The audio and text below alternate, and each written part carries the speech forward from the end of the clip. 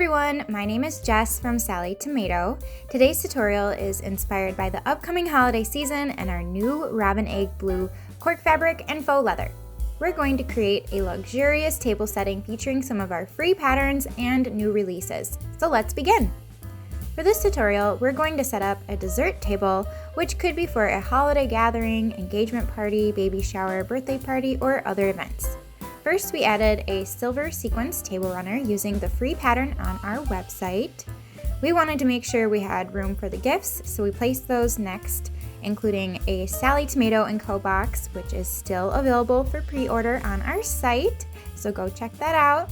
Also, a faux leather and cork gift bag using our Randy pattern, and another gift of a coordinating smartwatch using the watch party pattern on our website. After the gifts, we placed the next largest items on the table, including our dessert platter and vase with white poinsettias. To decorate the vase, I simply cut a piece of faux leather to fit the vase and glued it around the vase using hot glue. This simple project could be done to feature prints or create other seasonal or themed vases. Next, of course, we'll need plates, teacups, and napkins. The napkins we made using the free fabric napkins pattern on our site, plus our new bow napkin rings pattern.